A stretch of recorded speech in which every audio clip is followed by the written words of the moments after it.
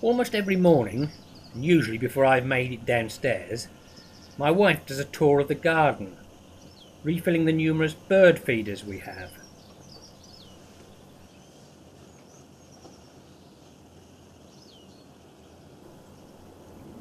Some she fills with seeds, some with nuts, and some with stale bread and other leftover tidbits from the kitchen.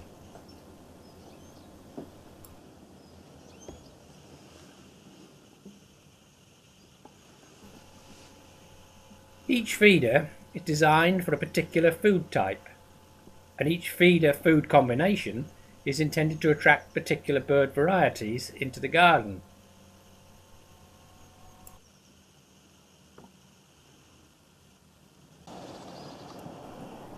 This winter has been exceptionally long and cold, so the birds' access to their natural foods has been much more difficult than usual, making the availability of additional food sources even more important.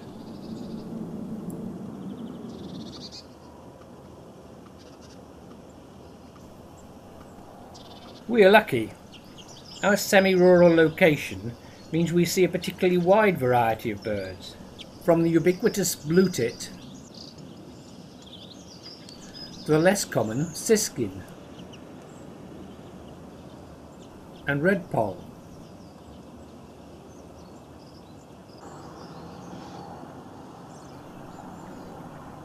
No matter what time of year, there always seems to be plenty of bird activity.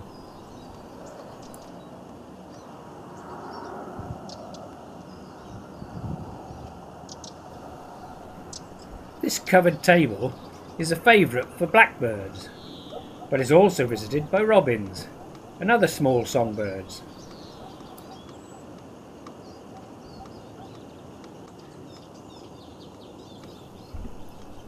The food here is of the kitchen tidbits variety.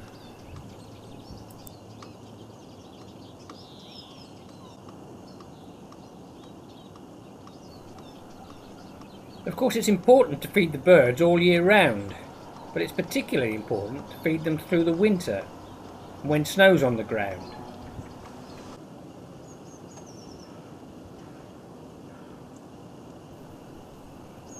So exactly what foods are the birds fed? These are all the boxes of bird feed. Okay, so what have you got in those? We've got peanuts, we've got sunflower hearts, we've got mixed seed with fruit, and we've got Niger seeds, which are very tiny and go in a special feeder. Now I'm going to fill up some of the bags, as it's easier to take the bag round to the feeder than bring the feeder to the box. And that's the mixed seeds.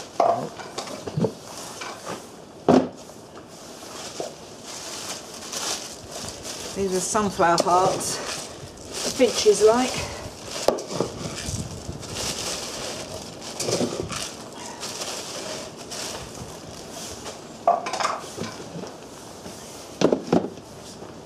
And finally the peanuts.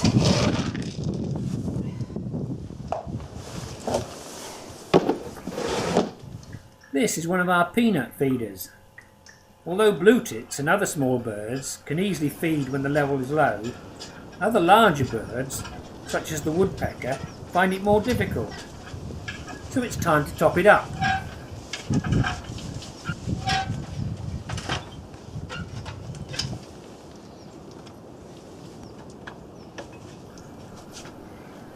This particular feeder is quite cleverly designed, as it ensures the oldest food is always relocated to the top.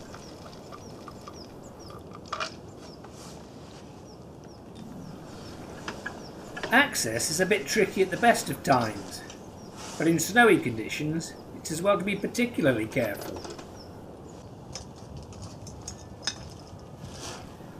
With the peanut feeder topped up, it's time to move on to another of the seed feeders.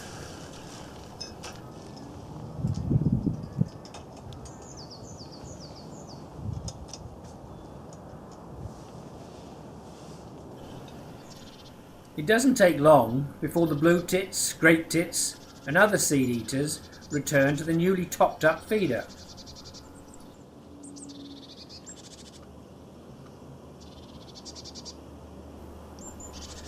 But what's this cautiously approaching through the undergrowth?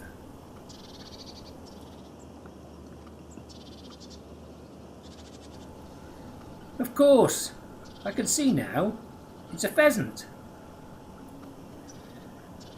One of our biggest and most colourful visitors, the male pheasant, is something of a scavenger, searching out all the spilled food from the overhead feeders.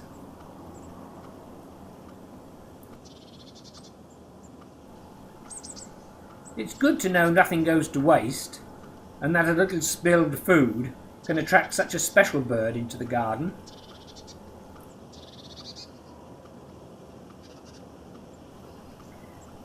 We rarely see the much less colourful female pheasant, but the male is always welcome, despite its squawky early morning wake-up call.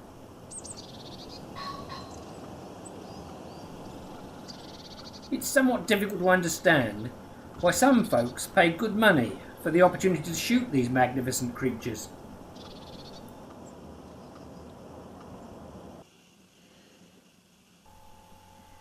On the other hand, give me a gun and I'd probably have a go at the wood pigeons myself.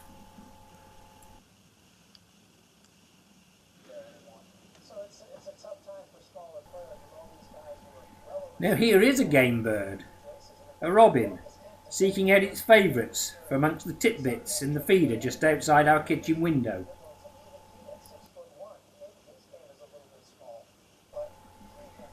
And whilst the robin takes its opportunity close to the house, further afield, the seed feeder is visited by blue tits.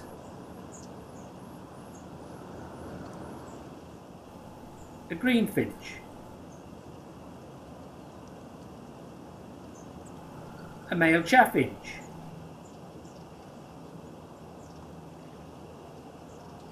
and a redpoll.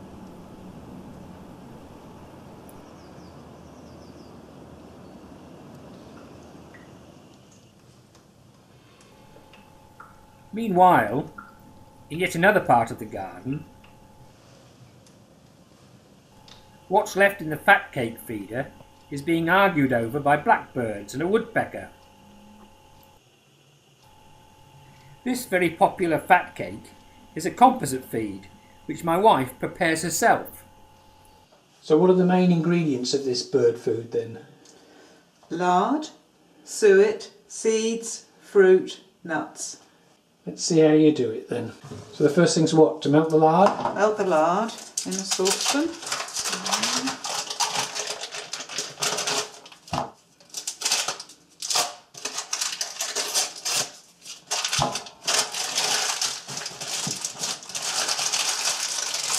Okay. So it's just a matter of melting that down then? Yep. How long does that normally take? Well, we can't do it too quickly, otherwise it will spatter everywhere. A few minutes.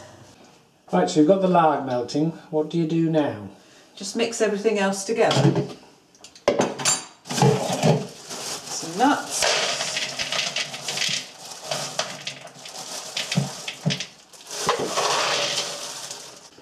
Some seeds.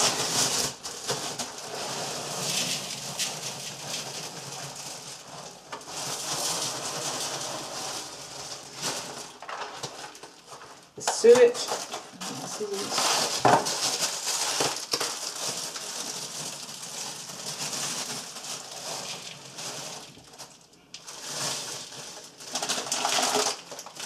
And the fruit.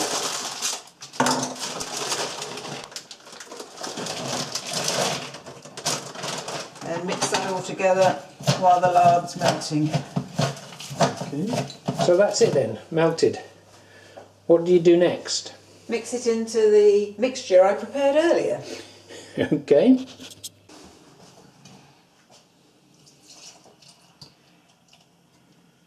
That's all the fat. Very good. Mix it all together.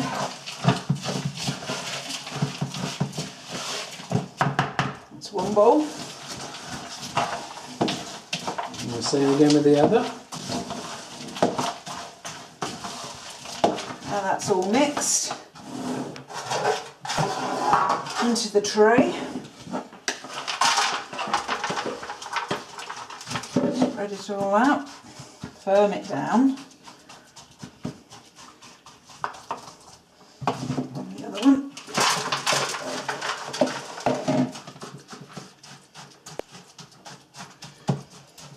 So that's it then. Yep, into the fridge until it's cold. Okay, and I guess that's a good bit cheaper option than the stuff you can buy in the shops. Absolutely. And the birds seem to love it just as much. Yeah. Here's one I prepared earlier. We're going to cut it up now.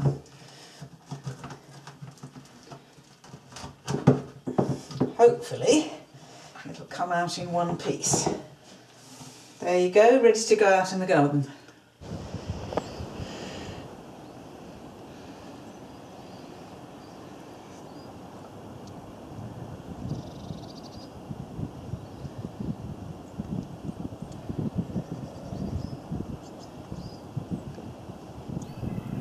With the feeder replenished, the usual suspects soon return.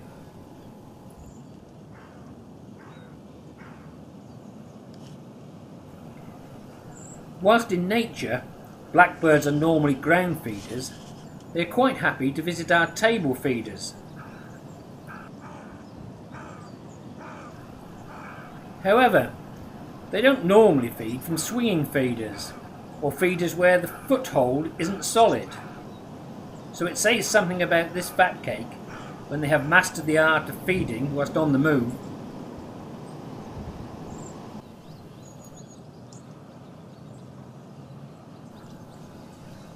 But here's a real fat cake glutton, a greater spotted woodpecker. No problem with eating from a swinging feeder for these acrobats.